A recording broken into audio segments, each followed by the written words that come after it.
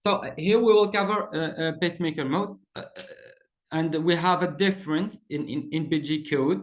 We have we can define the mode of the pacemaker. So we have 3 letters. So the letters that we have letter 1 that means the chamber pace. The second one is the chamber sense. The third one is the response to sensing. That means if I sense what the pacemaker do. And the last one, the last letter, is for rate modulation or for rate response in general. So for the chamber pace, we have non-pace. That means we don't pace anywhere, or we have atrium, ventricle, or both. For sense, we don't sense anything, and we have we sense in the atrium or the ventricle or both also. And for sensing, we have the response to the sensing. If we will trigger a pacing, or we will inhibit, or dual. For rate modulation, we have a rate response that we will have an R at the end of the code. Donc, pour le code MBG, il définit le mode de simulation, du pacemaker, et il contient 4 lettres. Donc, le premier lettre, c'est pour la chambre stimulée. Deuxième lettre, c'est pour la chambre là où on détecte, pour la cavité là où on détecte. Et troisième lettre, c'est la réponse à la détection, c'est-à-dire si on détecte, qu'est-ce qu'on va faire. Et aussi, le quatrième lettre, c'est pour l'asservissement. C'est-à-dire, est-ce que ce mode-là, il est avec asservissement ou sans asservissement? Donc, pour la cavité stimulée, on a, c'est-à-dire 0 ou O, c'est-à-dire on ne stimule rien, ou on a l'oreillette, ou on a le ventricule pour V, ou on a les deux pour D. Là, la cavité, là où on détecte, c'est-à-dire la position où on va détecter, on peut avoir, on ne détecte rien, c'est-à-dire on ne veut pas détecter. On détecte l'activité atriale, on détecte l'activité ventriculaire pour la lettre V, et on détecte les deux cavités pour D. La réponse à la détection, c'est-à-dire est-ce qu'on va déclencher quelque chose pour l'événement détecté, ou on va inhiber, c'est-à-dire si on détecte quelque chose, on doit inhiber la simulation. Et le quatrième lettre, c'est pour l'asservissement. C'est un code, il contient la lettre R, c'est-à-dire le pacemaker, il est en train d'utiliser le capteur du pacemaker pour asservir l'activité du patient. D'accord? There is some examples for single chamber mode that we have VVI. That means we paste in the ventricle, we detect the ventricle, and we will inhibit the pacing if we detect a ventricular event. So here, this is a ventricular event. So the pacemaker will inhibit the pacing. Here it detects nothing, so pace. This is extrasystole, and in this one we have VO. That means the pacemaker will just pace in the ventricle. So the pacemaker will not sense, will not detect anything, and we will not inhibit or trigger because it not detect. So here we have a pace, here an intrinsic event, but the pacemaker will not detect this one, will not sense this one, will pace. So we have just an interval of pacing, If even the pacemaker detect an intrinsic activity, will not inhibit the pacing. So we have the same thing for the atrium. We have AAI. That means the pacemaker paced in the atrium, detect the activity in the atrium, and will inhibit the pacing if an atrial event is detected. So here we have a pace in the atrium. But here when it detects the atrium, the pacemaker inhibit the pacing. AAO, that means the pacemaker will not it just paced in the atrium. It, the pacemaker will not detect anything, and will, that means the pacemaker will just pace in the atrium. Donc, pour les modes dans le pacemaker monochambre, on a le mode VVI. Qu'est-ce que ça veut dire le mode VVI? C'est-à-dire le mode VVI, le pacemaker, il va stimuler dans le canal ventriculaire, il va détecter dans le canal ventriculaire, et la réponse à la détection, c'est qu'il va inhiber la détection, il va inhiber la stimulation si elle détecte quelque chose dans le ventricule. Par exemple, là, le pacemaker, il a détecté un événement ventriculaire, donc il a inhibé la stimulation ventriculaire. Et là, il n'a rien détecté, donc il va stimuler. Là, c'est juste un extrasystole. Pour le VOO mode, c'est-à-dire le pacemaker, il va juste, c'est le mode asynchrone. Le pacemaker, il va juste stimuler. C'est-à-dire, même si elle détecte un événement ventriculaire, elle va stimuler. Et nous avons la même chose pour l'oreillette. Si elle détecte quelque chose, elle va inhiber dans ce cas. Mais et là, elle va juste stimuler, même si elle détecte quelque chose, parce qu'il est dans le mode asynchrone. C'est-à-dire, le pacemaker, il est aveugle. Elle va juste suivre un compteur pour stimuler l'oreillette. In dual chamber pacemaker mode, we have the most used mode. They are the VDD mode, DOO mode, DDI mode, and DDD mode. VDD mode, that means the pacemaker will pace just in the ventricle and will detect both in the atrium and ventricle and will inhibit and trigger the event if it detects anything. So here, the pacemaker just paced at a rhythm. So here it detects an event in the atrium. That means after an interval, it will pace the ventricle. DO mode, that means the pacemaker will just pace is asynchronous mode. That means it just pace in the atrium and the ventricle, even if we have an intrinsic event in the ventricle and in the atrium.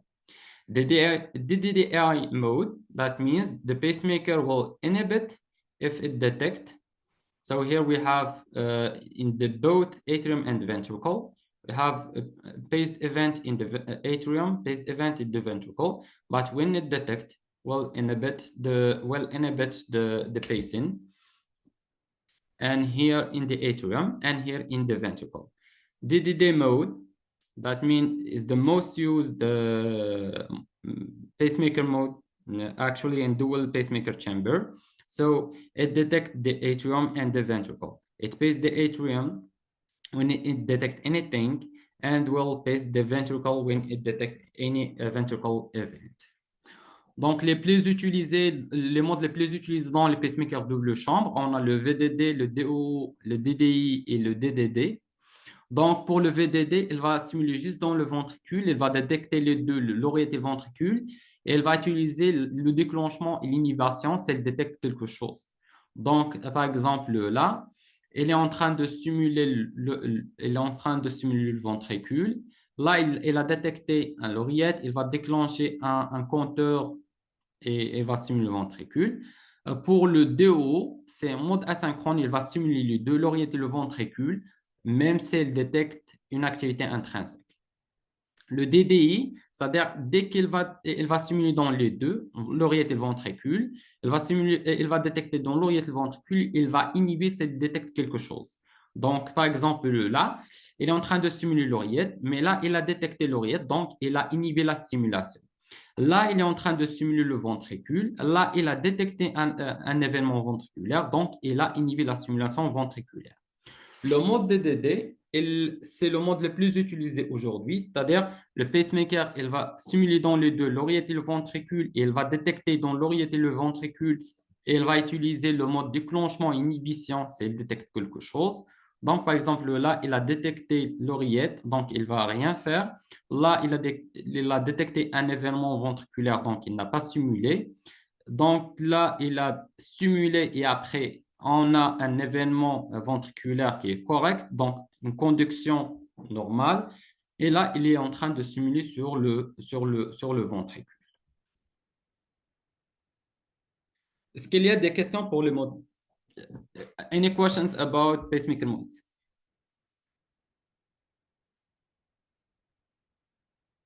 Okay. So when we talk about pacemaker, we talk is like a counter. That means is like a timer. So to understand the functioning or to understand how it works, we need to understand how the pacemaker, this timer is work.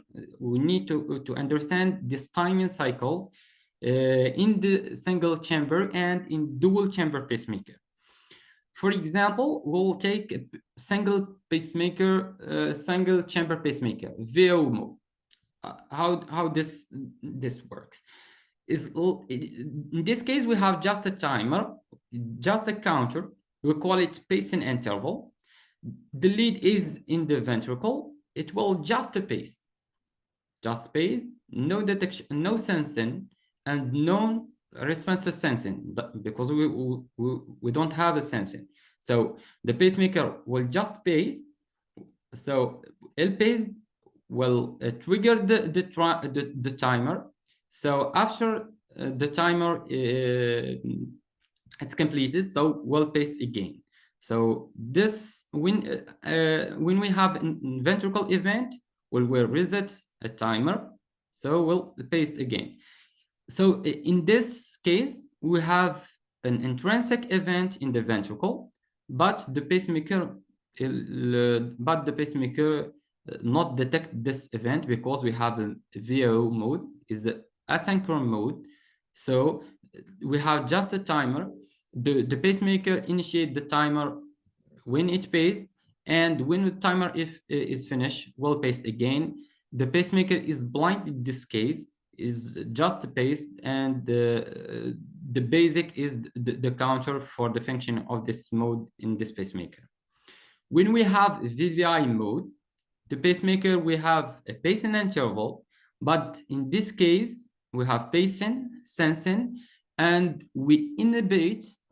That means the pacemaker will inhibit the pacing if it detects a ventricle event.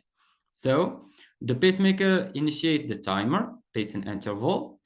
Here, when it finished, the pacemaker didn't detect anything, so will pace. The same thing here. This event initiates another interval. During this interval, the pacemaker didn't detect anything, so will pace. But in this case, the pacemaker initiates the timer, but during this interval, the pacemaker detects a ventricle event. So this ventricle event will reset this timer and start again. So in this case, we will start, and when finished the timer, we'll pace again. And we have the same thing here. During this interval, the ventricle, the pacemaker detects something, so we'll reset the timer. Donc, pour les pacemakers monochambre, nous avons les deux modes VOO et le mode VVI. Donc, pour comprendre mieux comment il fonctionne un pacemaker, on a besoin de comprendre comment il réfléchit. Donc, un pacemaker, il contient juste des compteurs, et ces compteurs-là, ce sont des intervalles. C'est-à-dire, il va initier un intervalle, il va initier un compteur, et dès que le compteur il termine, le pacemaker il va stimuler. Par exemple, dans le mode VOO, nous avons le pacemaker, il doit stimuler dans le ventricule, il ne détecte rien et il n'a pas de réponse sur la détection. Donc là, le pacemaker, il a initié un intervalle qu'on appelle l'intervalle de stimulation. Donc, dès qu'elle termine l'intervalle, elle va restimuler. Dès qu'elle termine l'intervalle, elle va restimuler. Le compteur, dès qu'il atteint la fréquence de stimulation, elle va restimuler. Même s'il détecte quelque chose, elle ne va pas le prendre en considération parce que ça, c'est un mode asynchrone. Même si elle détecte aussi quelque chose, elle ne va pas le prendre en quelque chose. La base de fonctionnement de ce mode, c'est le compteur, c'est-à-dire la fréquence de base qu'on a programmée. Pour le mode VVI, on a dit le pacemaker, il va stimuler, il va détecter le ventricule et il va inhiber s'il détecte quelque chose. Donc là, il a initié le compteur. C'est-à-dire, dans ce cas-là, le compteur, il a atteint la valeur, elle va simuler. Ou si là, il a atteint la valeur, il va simuler. Mais là, il a détecté quelque chose. Dès qu'elle détecte quelque chose, elle va réinitialiser le compteur. C'est-à-dire, elle va commencer à zéro. Et là, elle a commencé à zéro. Elle a continué là, elle n'a rien détecté, donc elle va simuler. Donc, c'est ça les deux modes les deux modes qu'on utilise le plus utilisé dans les pacemakers monochambre. Donc, le mode VVO et le mode VVI. D'accord? Donc, ça, l'intervalle de stimulation, c'est la fréquence minimale. Donc, dès qu'on a la fréquence minimale, on programme le compteur. Pour un pacemaker double chambre, aussi comment il fonctionne, on doit essayer de comprendre on doit essayer de comprendre le timing cycles et surtout c'est-à-dire qu'est-ce qu'il contient comme compteur, parce que dans ce cas-là, on a les deux cavités, on a l'oreillette et on a le ventricule. In dual chamber pacemaker timing cycles, we need to understand how it works in terms of timing cycles, because we have in this case two leads, one in the atrium and the other one in the ventricle. So in dual chamber timing cycles, in dual chamber pacemaker we have three cases. The first one that we pace in the pacemaker pace in the atrium and the ventricle at the same time. That means the second scenario that the pacemaker detect in the atrium and pace in the ventricle. And the last one is when the pacemaker paced in the atrium and detect in the ventricle. So we need to understand this timing cycles to understand how the pacemaker will work. Donc, on a les trois scénarios dans le pacemaker double chambre. On a une sonde dans l'oreillette et une sonde dans le ventricule. Donc, il va stimuler les trois scénarios. Le premier, il va stimuler dans l'oreillette et le ventricule. Ou il va détecter dans l'oreillette, il va stimuler dans le ventricule. Ou il va stimuler dans l'oreillette et il va détecter dans le ventricule. Donc, dans tous les cas, on a juste les trois scénarios. D'accord? Donc, on a besoin de comprendre comment ces compteurs-là, ces timing cycles, c'est-à-dire la base, comment ils calculent les deux, surtout pour les deux canaux, canal atrial et canal ventriculaire. So, in dual chamber pacemaker, we have two types of timing cycle. We have atrial timing cycles and ventricular timing cycles. In the atrial timing cycles, we have AV delays, we have PVAR, post-ventricular atrial refractive period, and we have PVAB, post-ventricular atrial blanking. So we'll start by the AV delay. AV delay, we have two types. We have paced AV delay and sensed AV delay. A paced AV delay is after an atrial paced event. A sensed AV delay is after an atrial sensed event. So why we have that? Because we need to mimic the PR interval. That means we need to mimic the normal activity or the physiological activity of the heart. So why we have this AV delay is to optimize ventricle filling, to optimize cardiac output, to provide ventricle backup, and to allow intrinsic conduction. That means when we have an atrial event, we need to wait. That means to load to the ventricle to fill and to improve the cardiac output and try to load the intrinsic conduction. That means we need to try to tolerate the intrinsic conduction. Just we have a paced AV delay is greater than the AV than the sensed AV delay because of the position of lead, and this pacing pulse will take away is not a physiological way, so it needs more time to arrive to the ventricle. So that's why the paced AV delay must be more or greater than the AV, the sensed AV delay. Donc, pour le double chambre, on a les deux, on a deux canaux. On a le canal atrial et le canal ventriculaire. Donc, c'est pour ça on a deux types de contours, deux types de compteurs. On a le compteur atrial et le compteur ventriculaire. Dans le compteur atrial, on a les cycles, le délai AV, et on a le PVARP et on a le PVAP. D'accord? Donc, pour le délai AV, on a deux types de délai AV, un délai AV stimulé et un délai AV détecté. Le rôle de délai AV, c'est de suivre ou de permettre au cœur, c'est-à-dire permettre au pacemaker de représenter ou de suivre l'activité physiologique du cœur, c'est-à-dire elle donne plus de temps pour le remplissage du ventricule et elle donne plus de temps si l'impulsion, il peut arriver au ventricule par les voies, par les voies normales. Et aussi, il donne plus de temps de tolérer l'activité intrinsèque. Donc, on a le délai AV simulé et le délai AV détecté. Donc, le délai AV simulé, il est déclenché par la stimulation atriale. Et le délai AV détecté, il est déclenché par la détection de l'activité atriale, une détection de l'activité atriale. C'est-à-dire là, c'est intrinsèque et là, c'est simulé. On a la valeur de délai AV simulé est plus que la valeur de délai AV détecté parce qu'on simule quelque part dans l'oreillette. C'est pas l'impulsion, elle ne va pas suivre le voie normale, c'est-à-dire le voie intrinsèque ou le voie normale. C'est pour ça qu'on donne plus de temps pour le remplissage du ventricule pour que l'impulsion il arrive au ventricule. Donc, we have the second cycle is the PVAR. Why we have this PVAR is refractory period in the atrial channel as initiated by an atrial ventricle event. So when we have a ventricle event, that means we have a when we have a paced ventricle event or we have a sensed ventricle event that will initiate a PVAR, a refractory period in the atrial channel. Why?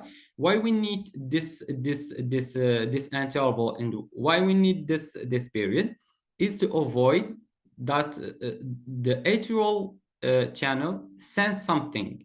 That means when we have an atrial event, to prevent that the atrial channel, when we have ventricle event, to prevent that the atrial channel sense something, we do this period to avoid this kind of problem. Because if the atrial channel sense something, will initiate an AV delay, and we don't need that. It's not a real atrial event. So to avoid this problem, we do a PVAR. A PVAR is a period in the PVAR. That means in this period, the atrial channel is blank. That means it does not sense anything. Here we have the PVAR. The atrial channel sense, but will not react to this sensing event. Here in the PVAR, the atrial channel is blanking, so will not sense anything.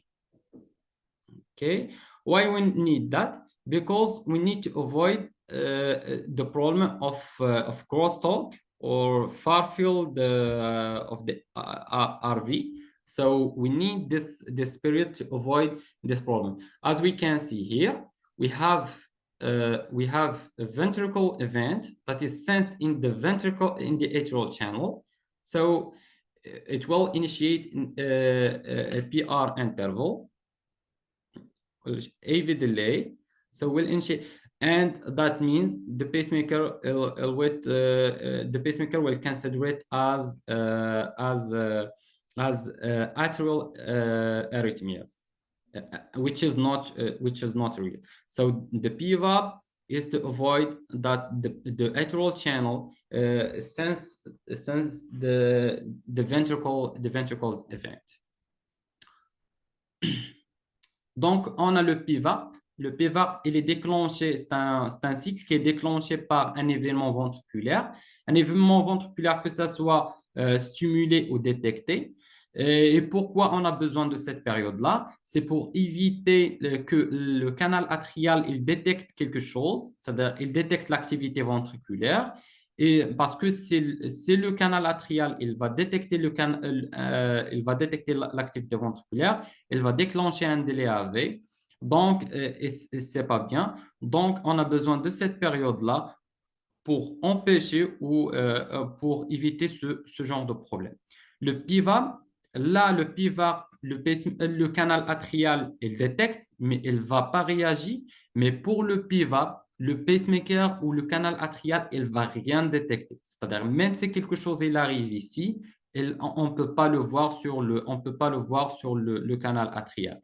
Donc, parmi les problèmes qu'on peut avoir, par exemple, on a un événement ventriculaire, elle est détectée dans le canal atrial. Et pour le pacemaker, ça, c'est une activité atriale. Donc, il va la considérer comme une arythmie atriale, et ce qui est pas vrai. D'accord? Pour le deuxième canal, c'est canal ventriculaire, on a le ventricle blanking. So for the ventricle channel, we have this ventricle blanking. This ventricle blanking is to avoid crosstalk interaction. As we can see here, we have an atrial-paced event. So when we have an atrial-paced event, we don't have any event in the ventricle. Like that, we don't have any event in the ventricle. So why? Because the ventricle channel detects the spike of pacing in the atrium and will consider it as a ventricle event, which is not correct. So the device will inhibit the pacing in the ventricle. And to avoid this problem, we have a ventricle blanking.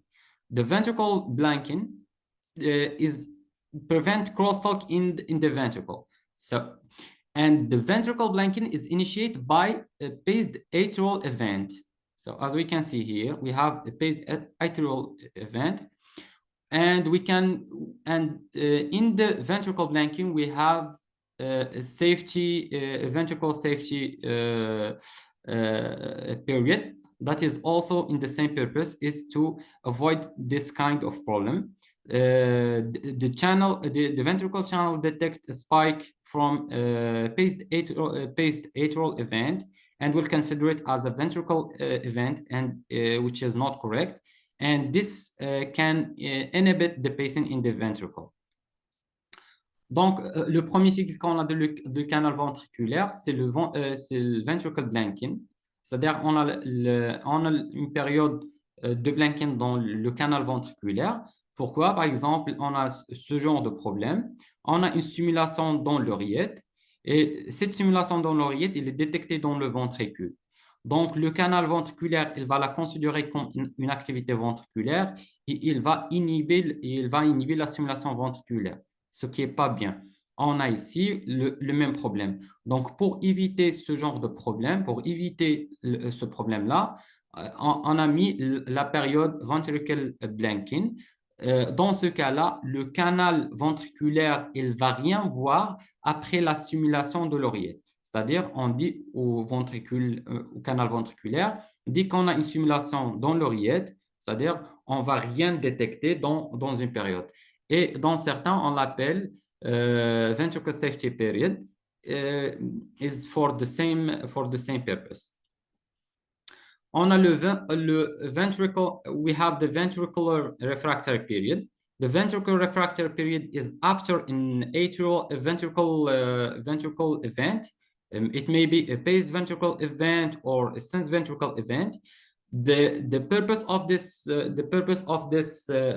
period is to avoid the double counting of QRS or the T wave, and this is very important to avoid double counting, because if we have the double counting, the pacemaker will consider it as VT or something like that. So to avoid this, we have this period, ventricular refractory period.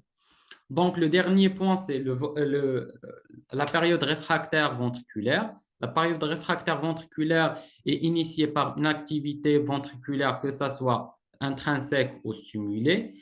Et le rôle de cette période, c'est pour éviter le double comptage de l'activité intrinsèque, c'est-à-dire le double comptage de QRS, ou pour éviter aussi la détection de l'onde de T. Parce que si le pacemaker il va les détecter, il va les considérer comme une tachycardie ventriculaire.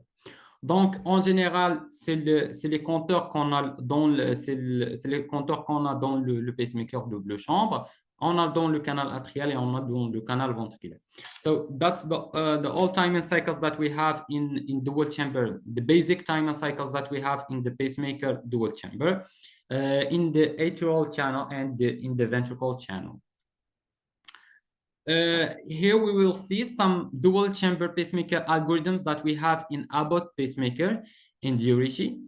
We will see the rate response in Abbott pacemaker, and we will see the auto capture in the pacemaker in dual pacemaker chamber in Abbott pacemaker, and we will see also the advanced hysteresis is very important.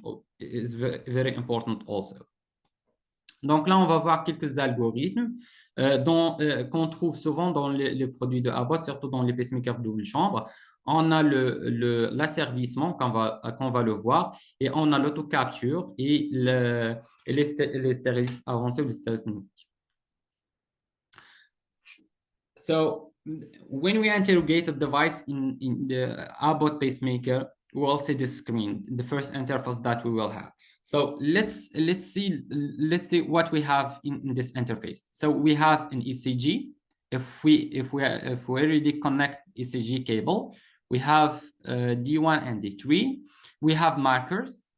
So here we have a dual chamber pacemaker because we have atrial sensing and ventricle pacing,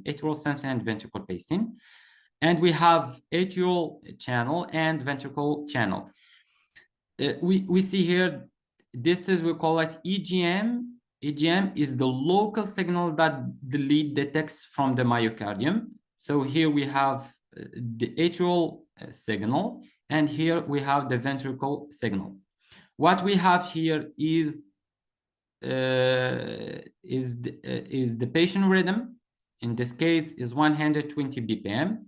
So here we have the atrial rhythm, the atrial frequency, or the atrial rate. That means the patient rate. And here we have the patient information that we can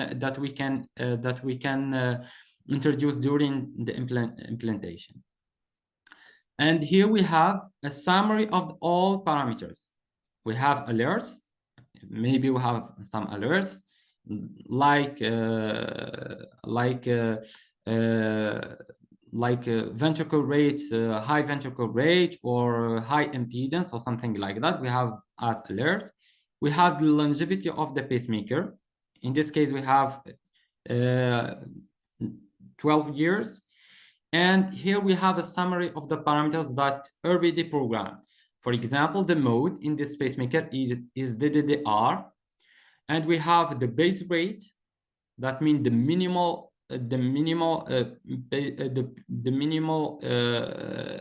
base rate, or the minimal rate, and we have the max tracking rate, and we have the paced and sensed AV delay. We have amplitude, and we have all information that we can is a summary of all information. Here we have the last tests that the device did. That means from the last session we have the capture, the three parameters that we already seen. So you have capture, we have sensing, and we have impedance, and this is for the atrium and the ventricle. Okay, that here we have some statistics or some diagnosis. For example, this patient is paced in the atrial 11% and in the ventricle 24%. And this is for the mode switch. That means if the pacemaker is already past the mode switch or not. So this is a summary of what we can see in the first interface of the pacemaker of Abbott pacemaker dual chamber. Donc, dès qu'on interroge un pacemaker double chambre de Abbott, on a cette interface-là. Donc, cette interface, on va la découvrir. Donc, le premier, on a le CG. Sur les tracés, sur le signal, on a le CG D1 et D3. On a les marqueurs. Donc, d'après les marqueurs, c'est un pacemaker double chambre. On trouve qu'il détecte dans l'oreillette et il simule dans le ventricule. On a le canal atrial et le canal ventriculaire. Le canal atrial, il contient le signal détecté par la sonde atriale, comme on trouve ici, c'est-à-dire le signal local, ce qu'on appelle le GM. Et sur le canal ventriculaire, c'est le signal détecté par la sonde ventriculaire. Là, c'est la fréquence du patient. Dans ce cas-là, il est à 180, à 100, à 120. Et pour la fréquence, c'est la fréquence atriale, c'est-à-dire la fréquence détectée par la sonde atriale. D'accord? Donc, dans le résumé, qu'est-ce qu'on trouve? On trouve les alertes. C'est-à-dire, par exemple, si le patient a déjà des paramètres qui sont hors norme, par exemple, si l'impédance est supérieure à 3000, supérieure à 1000, supérieure à 4000, elle va afficher ici une lettre. Ou c'est là, par exemple, si le patient fait un TV, elle va afficher ici une fréquence ventriculaire élevée. On a ici la longévité affichée par le programmateur, c'est-à-dire la longévité du pacemaker. Dans ce cas-là, il y a 12 ans. Là, c'est un résumé des paramètres qui sont déjà programmés, par exemple, comme le mode, comme la fréquence minimale, la fréquence maximale, le délai AV programmé, c'est-à-dire le délai AV simulé, AV détecté. Et il y a aussi les différents paramètres comme les sorties sur le canal atrial et le canal ventriculaire. D'accord? Il y a aussi les derniers tests que le pacemaker a déjà fait, les derniers tests de seuil, de la détection et des impédances, et ça sur le canal atrial et sur le canal ventriculaire. Là, c'est quelques diagnostics qu'il affiche. Par exemple, il va nous dire que ce patient-là, il est 11% du temps stimulé dans l'oreillette, 24% stimulé dans le ventricule. Dans ce cas-là, c'est-à-dire que ce patient-là, il n'est pas dépendant. Il n'est pas dépendant de son pacemaker. Okay. So if we can go to the parameters, that means if we go to this part of parameters, if we want to change something, like for example the mode, we will click here. We have the other option of modes. If we need to change the base rate, that means the minimum rate the pacemaker will pace. In this case is 60, and the max tracking rate and max sensor rate. And if we need to activate the sensor, we need to activate it from here. We have the AV delay. That means the delay is here. We have AV delay detected and sensed AV delay. We have here the atrial channel and the ventricle channel. We have different parameters, especially the amplitude and the width of this amplitude. And we have the sensitivity here that we can change from here. And we have leads here. We will have, if we can program the lead in bipolar or unipolar, it depends on the type of leads. Here we have the all period or timing cycles that we have seen before, PVAR, ventricular refractory, and PVAR, so that blanking, post-ventricular atrial blanking, and we have also the ventricular blanking. And here we have the mode switch, automatic mode switch, MS, that we can program. That means the pacemaker, the rhythm or the frequency, the rate of the ventricle will not track the rate of the atrium in case of atrial tachycardia or atrial fibrillation. So this is in detail some parameters or all parameters that we can change in pacemaker dual chamber. Here we have a summary. Here we go to parameters and we can change what we want from this interface, even the mode, the rates, or amplitude, or the polarity of leads. Donc, on peut partir aux paramètres pour les changer sur l'icône paramètres. Là, il va s'afficher les différents paramètres en détail. que ça soit le mode, la fréquence, par exemple, minimale de stimulation, les délais AV détectés et simulés. Et là, il va afficher le canal atrial et le canal ventriculaire qui va nous permettre de changer l'amplitude de stimulation, peut-être la durée de l'impulsion et aussi la sensibilité pour régler des problèmes de sensibilité. Là, il contient les paramètres des sondes, des deux sondes atriales et ventriculaires, c'est-à-dire on peut changer la configuration de la polarité, que ça soit bipolaire ou unipolaire. Et aussi, on peut voir les différentes périodes ou les différentes time and cycles que nous avons déjà vu que ce soit le PVARP ou ventricular refractory, période réfractaire ventriculaire. Et ici, on a le mode automatic mode switch. On utilise ça pour dire au pacemaker qu'il ne faut pas suivre l'oreillette, c'est-à-dire dès qu'il a une arythmie, c'est-à-dire que ce soit tachycardie atriale ou fibrillation atriale, on ne doit pas suivre le ventricule ne doit pas suivre l'oreillette. On a dit que le maximum qu'on peut le suivre, c'est 190. Et sinon, on va arrêter de suivre l'oreillette et on va commencer à stimuler juste le ventricule. So to activate the rate response, we will go in this place in basic operation and change the mode. So we will find here the sensor. The sensor, it may be on or off or passive, and we have in Abbott devices, in Abbott pacemaker, we can change the configuration of the sensor. That mean we can change the sensibility of the sensor, and to adapt this parameter to the patient profile. For example, we have here the sensor. If we need to, when we put passive, that means the pacemaker will just detect the activity of the patient, will not do anything. And if we will put it on, we can change many parameters like the threshold. And when we the threshold, that means how much activity that the patient need to do to activate the sensor, and the slope, that means the sensibility of the pacemaker and how this pacemaker will respond to this activity, if it is fast or slow or medium. So it depends on the profile of the patient. We can put it auto. Like that.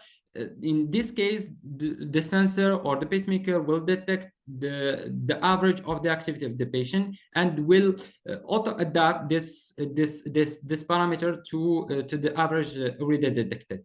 We can program also the max sensor rate. That means how much we can pace the maximum rate we will pace, and the reaction times. That means reaction time, if it is fast or medium or slow, that means the response or the time that the sensor will take to react to this activity detected, and the recovery time. That means at the end of this activity, how the pacemaker will return to the base rate, if it is medium or fast or slow. So we can adapt those parameters or those settings to the profile of the patient. Donc, pour activer l'asservissement, on va partir sur le mode et on a le capteur ici. Le capteur, que ça soit activé ou passif ou il est déjà off, c'est-à-dire il ne marche pas. On arrête, on élimine l'asservissement. Et on a plusieurs paramètres à programmer ici dans les pacemakers de Abbott. C'est-à-dire, on essaie de personnaliser ce capteur, personnaliser le pacemaker. Ça dépend au profil de patient. Par exemple, on a le paramètre threshold. Le paramètre, c'est-à-dire le minimum, le seuil, c'est-à-dire quelles sont ou quelle est la valeur ou quelle est la tension d'activité que le pacemaker a besoin à détecter pour réagir. C'est-à-dire, est-ce qu'elle a besoin plus d'activité pour activer l'asservissement. Et là, on a la pente, c'est-à-dire cette pente-là, comment le pacemaker ou le capteur, comment elle va répondre à cette activité? C'est-à-dire, est-ce qu'elle va répondre rapidement ou lentement ou en moyen? Ça dépend du profil des patients. Est-ce que le patient il est encore jeune, il est âgé? C'est-à-dire, on peut personnaliser ce genre de paramètres comme ça. Il y a il y a la fréquence maximale que le capteur peut atteindre, on peut la programmer. Il y a le temps de réaction, c'est-à-dire est-ce que le pacemaker ou le capteur il doit réagir sur place, il doit réagir rapidement, ou il doit réagir lentement, ou il doit réagir en moyenne. Et il y a le temps, c'est-à-dire le temps de revenir à la fréquence minimale. Est-ce que ce temps-là, est-ce que le pacemaker, après l'activité, il doit revenir rapidement à la fréquence minimale ou lentement ou moyen? Mais en général, si on met auto, le capteur ou le pacemaker, elle va détecter la moyenne de l'activité du patient et elle va programmer ses valeurs automatiquement. Ça dépend de l'activité du patient. Okay. So in this case, we will go in diagnostics, and to check how the sensor will work, and we'll check also the pacemaker statistics. For example, here we have AP atrial pacing is greater than 99%, and ventricular pacing uh, is about 60. We have APVS 60% and APVP 40%. That means this patient is already paced in the atrium, and we have here we can see the base rate and the sensor, and how the sensor indicator goes with the rate of the patient. So in this case, we can see that the pacemaker or this patient benefits or the sensor in this case, or the rate response is support the patient rate in this case. So here we have sensor indicated rate.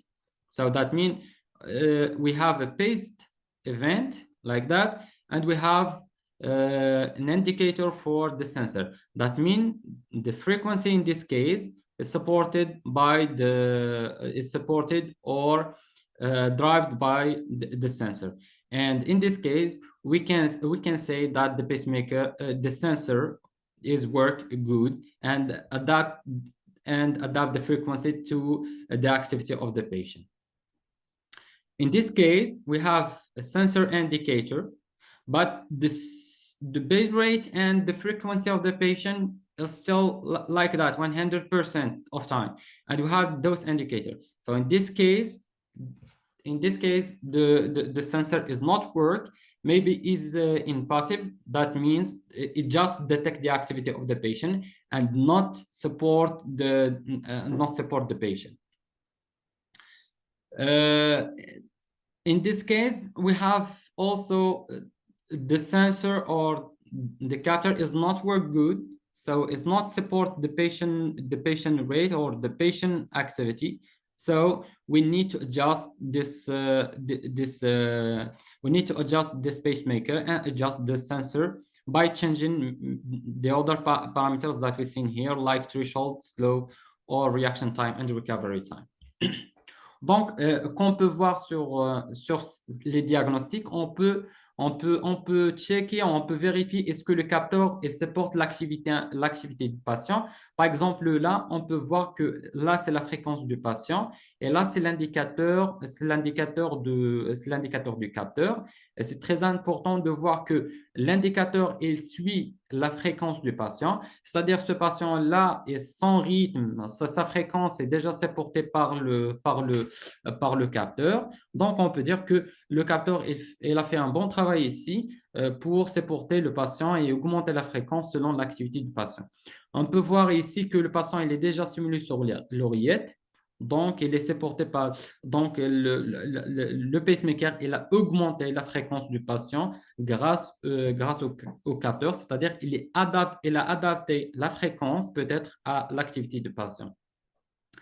Là, le pacemaker, ce patient-là, il est simulé à 100% APVP, mais regardez l'indicateur du pacemaker, l'indicateur du capteur, il ne marche pas, ça n'a rien à voir avec la fréquence. Donc, dans ce cas-là, on peut dire que le pacemaker, le capteur, il est en mode passif, c'est-à-dire il détecte juste l'activité, mais il n'augmente pas la fréquence, il n'augmente pas la fréquence de patient. Il n'adapte pas la fréquence de patient pour qu'elle suive l'activité du patient. Là, là, le pacemaker, là, le patient, il est toujours simulé sur l'oreillette, mais à une fréquence qui est entre 60 et 70. Et regardez là, le capteur, il essaie de le suivre. C'est-à-dire là, on doit changer quelques paramètres pour adapter le capteur à l'activité du patient pour que la fréquence cardiaque elle suive l'activité du patient. Là aussi, at the same icon of diagnostic, we can check the arterial rate and duration. And here, just for checking in mode switch, for checking if the patient did arterial tachycardia or arterial fibrillation. And like that, we can see we have here real arterial fibrillation is greater than 300 beat per minute. And those may be an atrial tachycardia or atrial flutter. So here it is a real atrial fibrillation. Here we have the duration between 0 and 1 minute. And and here we have how many episodes in this time. We can check this diagnostic, especially in atrial rate, just to see if the patient did already atrial fibrillation or not. Sur le mode diagnostic, on peut voir la fréquence de l'oreillette. La fréquence de l'oreillette, c'est-à-dire le plus élevé. Dans ce cas-là, il est supérieur à 300 battements par minute. On peut dire que le patient là, elle est déjà en fibrillation atriale. Là, ces fréquences-là, c'est fluctuant, c'est pas beaucoup, mais il n'y a pas beaucoup d'épisodes. Mais la fréquence là peut être des flotteurs, peut-être des tachycardies atriales. Là, il y a la durée des épisodes, c'est-à-dire entre 0 et 1, il y a une minute.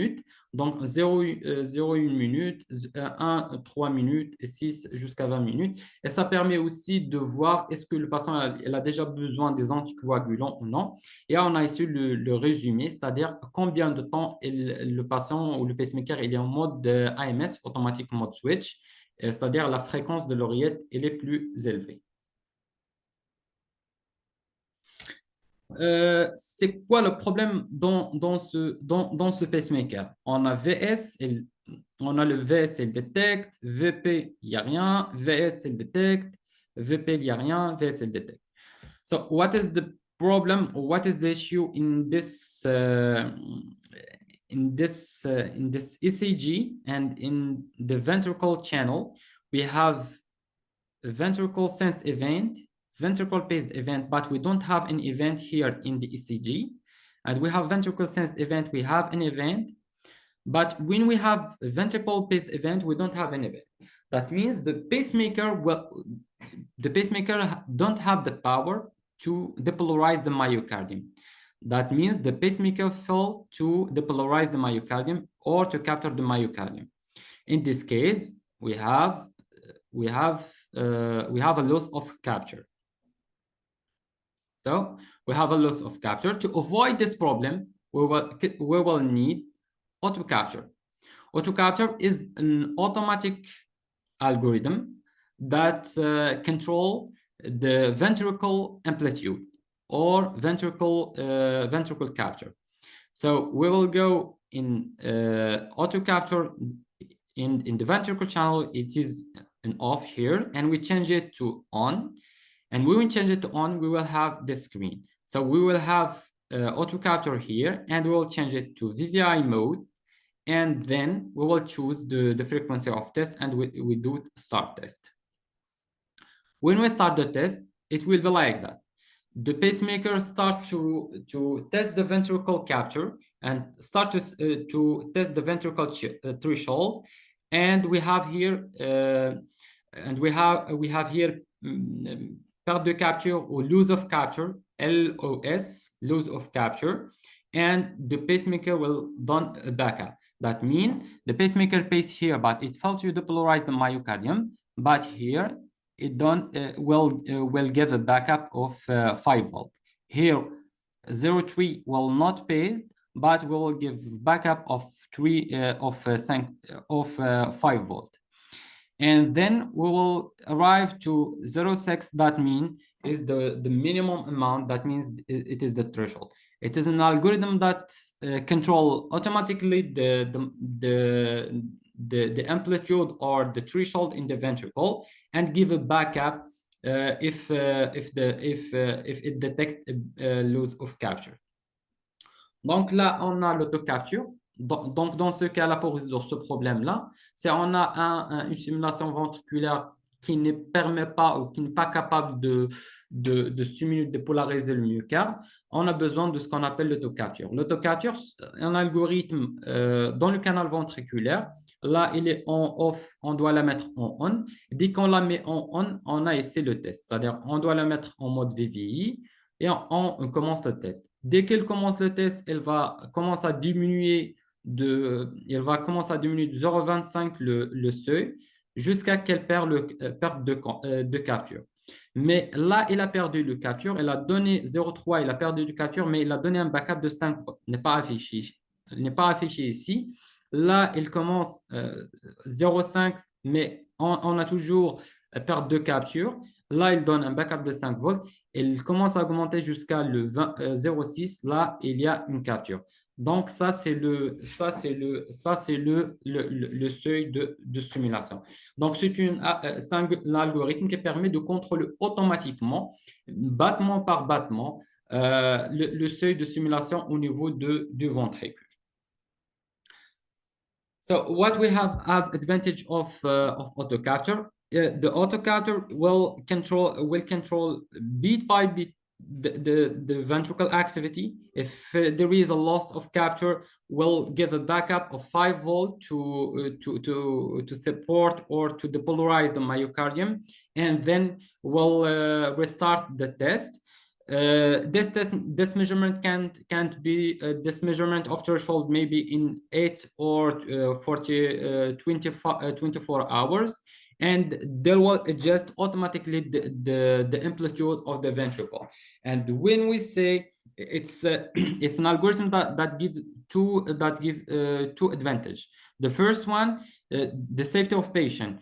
The safety of patient, it controls beat by beat the ventricle activity. That means if the pacemaker is felt to depolarize the myocardium, this algorithm will give backup of 5 volt to depolarize the myocardium as a backup of security. And this algorithm will adjust automatically the amplitude. That means the output in the ventricle. That means will reduce the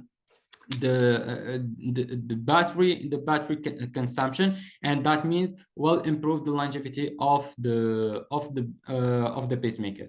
So auto capture, safety side, and also improving the longevity of the battery. Donc pour l'auto capture, un algorithme qui permet le contrôle automatique du seuil ventriculaire. Donc, il a deux avantages. C'est que le premier avantage, c'est l'avantage de sécurité, parce qu'elle détecte battement par battement si elle perd la stimulation au niveau du ventricule. Et dès qu'elle perd la stimulation, elle donne une stimulation de secours de 5 volts pour assurer la sécurité du patient. Aussi, le deuxième avantage, c'est qu'elle ajuste la sortie au niveau ventriculaire chaque 8 heures ou chaque 24 heures, et ça permet aussi de conserver la longévité de batterie. Alors, le dernier algorithme, c'est l'Advanced Series. The last algorithm is the Advanced Series. like we can see here, we have a patient with this rhythm, but at this time, we have a drop of rhythm. Maybe this kind of problem we found it in patient with the neurocardiogenic problems. So to resolve this problem, we have an algorithm is advanced hysteresis. What does mean advanced hysteresis? That does mean the hysteresis rate when the arterial rate drop to hysteresis rate already programmed, the pacemaker will start to pace the atrium at the last, that means the last frequency, the last rate. So we can see it here. So here we have the intrinsic rate. But this patient has an intrinsic rate of 70. But here we have a drop of rate. Drop of rate will reach 50, which is the hysteresis rate. So when it arrives to 50, and we will have just one cycle, the algorithm will increase the rate to the last rate plus 20. The last intrinsic rate plus 20, that means 90, and will keep the pacemaker will pace at this rate in this period of 3 minutes. That we call it intervention duration. And after 3 minutes, we'll start recovery time. This recovery time until the pacemaker will return to the base rate. Because if we start to in this kind of patient, if we start to pace in 60 and the patient is in 70 or in 100, that mean that maybe have a lot of symptoms on the patient. So here we have hysteresis rate is detected here. We have one cycle of this rate. So we have an intervention pacing duration that start at last arterial rate plus 20. In this case is 90. Donc, dans ce genre de problème qu'on peut voir chez les patients qui ont des problèmes neurocardiogéniques, c'est-à-dire il y a une chute de fréquence qui est rapide. Par exemple, si le patient ici il est à 70, mais il est rapidement, il y a une chute de fréquence. S'il y a une chute de fréquence, on a l'hystérésis avancée ou l'advanced hysteresis. C'est un algorithme qui permet de détecter ce genre de problème. Donc, dès que le pacemaker détecte une chute de fréquence et il atteint la fréquence de détection de l'hystérésis, il va commencer à stimuler le patient à la fréquence, à l'ancienne fréquence, c'est-à-dire à la dernière haute fréquence plus 20, c'est-à-dire la dernière intrinsèque haute fréquence plus 20, pendant une durée qu'on appelle une durée d'intervention. Et pour la durée de récupération, c'est-à-dire le pacemaker, il va diminuer la fréquence, c'est-à-dire potentiellement dans le temps, jusqu'à qu'il arrive à la fréquence minimale, et comme ça le patient il va récupérer. Parce que chez les patients qui ont des neurocardiogènes, des problèmes vagales, il y a une chute rapide de fréquence. Donc, cet algorithme permet de détecter ce genre de problèmes et de les traiter. Donc, ça, on peut la programmer, mais si on peut la programmer, on doit programmer la fréquence de repos. La fréquence de repos, il doit être supérieure à la fréquence d'hystérésis pour éviter le problème d'augmenter la fréquence. So we can program it in the programmer by the programmer, and the programmer rate risk rate, and the risk rate must be greater than, superior than the hysteresis rate to avoid the problem that the pacemaker will increase the rate. It will be detected as a problem of drop of rate. So here we have we cover everything in this interface. We cover parameters, we cover summary, diagnosis, episodes, and we cover also tests. The test that we can do it like we would do it. We did it in during the implementation. So thank you for your. If we have any questions.